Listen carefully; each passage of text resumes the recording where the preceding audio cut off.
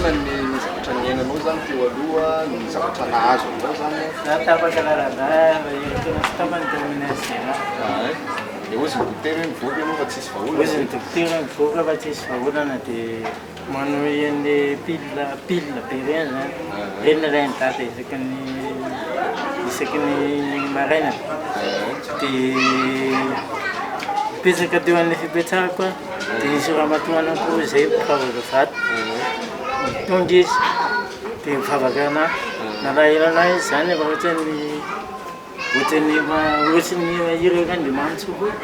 ohatrany manala hoe tsy salama ty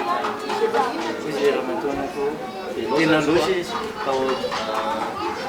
hitako teo manko ianao niditra teo mitondra ty izy izy teo mitondra ty TNT ianao niditra teo